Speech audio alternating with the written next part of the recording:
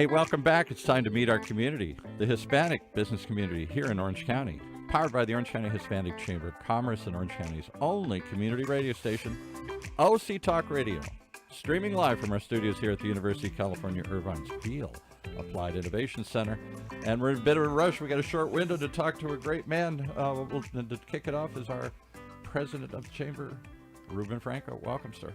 Thanks, Paul. We're excited today. We have just an amazing guest today. We have Arturo Sandoval, American jazz trumpeter, multi-Grammy Award winner, awarded the Presidential Medal of Freedom. That's rarefied air for anybody. That's the highest civilian honor you can get.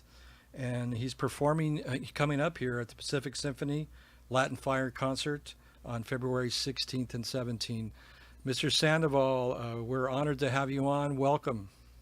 Thank you so much. I appreciate it, man. Thank you so much. I'm very excited and I'm grateful to have this opportunity because I believe this is the first time I'm going to play with the orchestra. Yeah, definitely. And we have a new pops conductor, Enrico Lopez Yanez, and we're excited to hear you. We'll be there on the 16th to hear you in person, and so we are just blessed and honored to be able to do that. So Let me ask you a question. Sure. Let me ask you a question. Do you have any information about how the tickets selling going?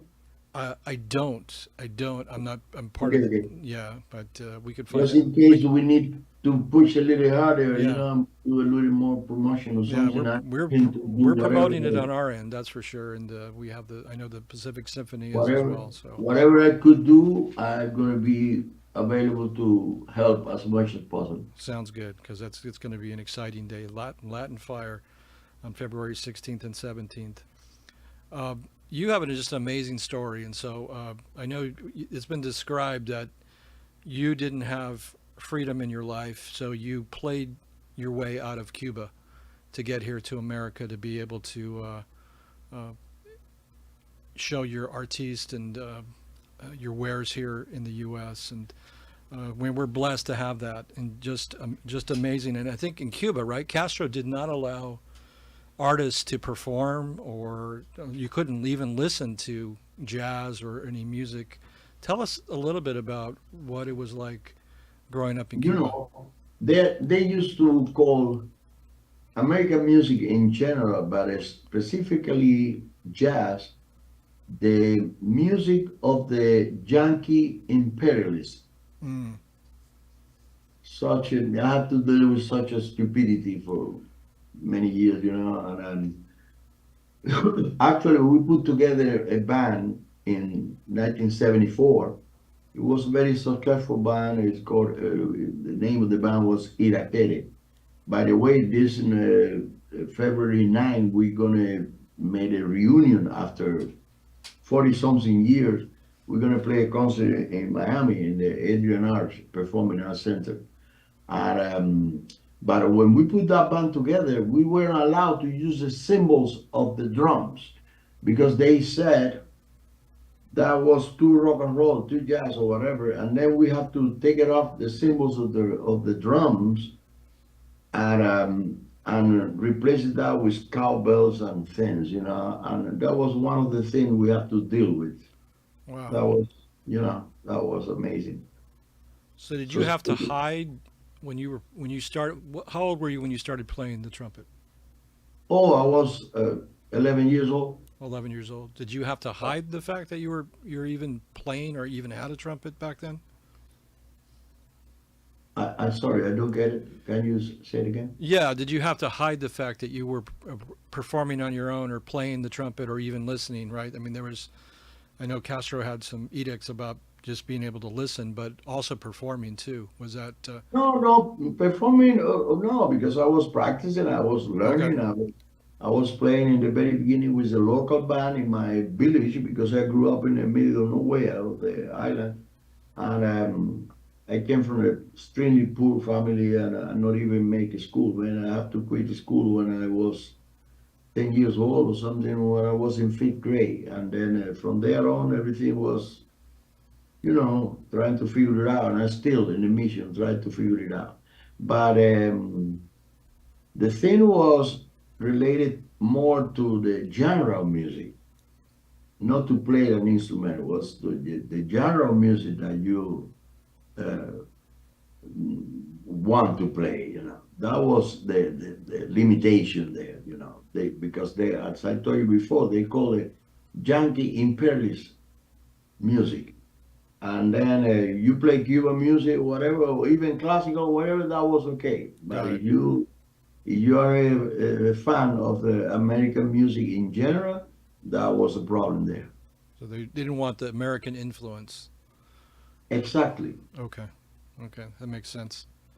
When did you know? So you started playing at 11. When did you kind of know this is what you wanted to do the rest of your life? And I know I've read where you were influenced by Dizzy Gillespie, and what, was it 11 that you were influenced by him, or what No, prompted all no, that? no. I started playing in that little local band in my village, traditional Cuban music only. I was Okay. doing that for 3 years, and then in the '64, I got a scholarship to go to the conservatory to get a classical training. For 3 years, I was in that school. And then so far, I never heard any jazz music, zero, nothing. And then one day, when I was before 20 years old or something, a guy, he was a journalist, but he loved jazz, and then he said, "Hey, you ever hear jazz music?" I said, "No, what is that?" He said, "Come with me." And then he played for me one of the vinyl, the big record, and it was a compilation of recording of Dizzy Gillespie and Charlie Parker. That was the first thing I ever heard about the music, that kind of music. Man, that turned my head upside down. I said, "Dang, what the heck is that?" And that was so many years ago, and then I still trying to figure it out what Dizzy and Charlie Parker were playing back then, before I was born, because I'm talking about 46, 47, and I was Sure. born in 49. And later on, May 77, I was so lucky. Dizzy came to Cuba in the boat, in the jazz cruise. They was doing a tour, and they stopped in Havana for a couple of days. And then we met, and then the rest, is history. We connected from there until January 6th, 93, that Dizzy passed away. Wow. And you perform with him, right? Like, When was the first hundreds time? of times, hundreds of Hundreds times. of times. Okay. Hundreds of times, yeah, with my own band. I gotta tell you something. This was so good to me, man. But sometime I got phone call, just to give you an idea, from the promoter of jazz festival in somewhere, and he said, "Mr. Sandoval, we want to hire your band because we invited Dizzy Gillespie to play in our event, and he have a request. He said he will do it if I bring your band to back him up." And I say, "Yes, okay." And then when I talked to this, what is this? He say, "Man, I know you were doing nothing there, and you need some opportunity, you need some gig, and you need some exposure, and because of him, we came to the very first time in the U.S. a few months after we met. I'm talking about the beginning of '78, and then we flew to New York. We got a 3-year contract with CBS Record, and then the very first day in the U.S. ever, we play at Carnegie Hall, Wow. and CBS make a live record of that, and that was our first Grammy. Everything happened the first day ever in the U.S. for the whole band, and everything because of Dizzy. So in 1970, was it what did you say, 77? That was the first time you performed with him? Yes, Okay. during his visit to Havana, And then when May '77. when did you win your first Grammy? That one I just mentioned you in '78 when we did a live recording from the Carnegie Hall made by CBS Record. And you have over 10 Grammys right now?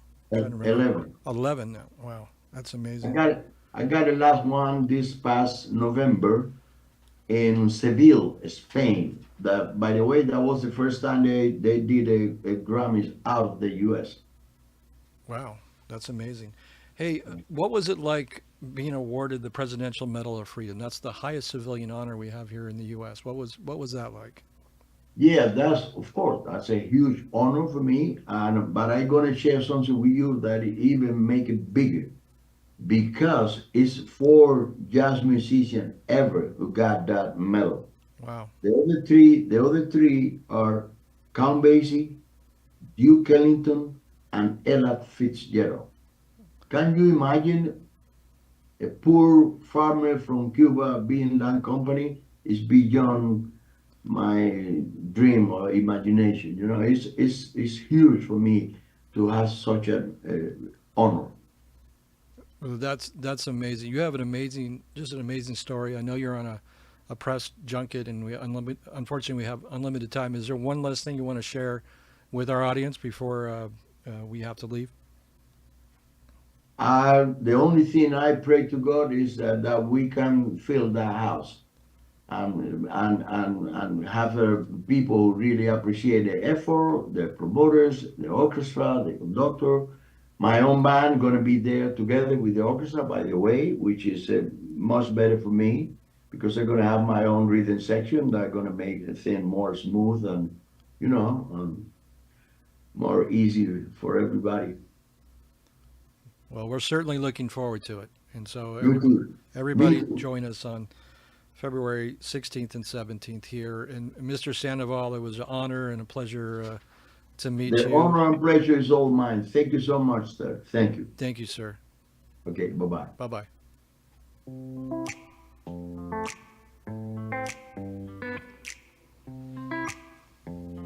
Well, there you have it. One more reason to tune in each and every time to meet our community, the Hispanic community here in Orange County, with the legendary Arturo Sandoval performing live here, I think for the first time, certainly a long time, with the Pacific Symphony, coming up February 16th and 17th at Segerstrom Hall. Call either those for more information or contact us here at the Orange County Hispanic Chamber of Commerce.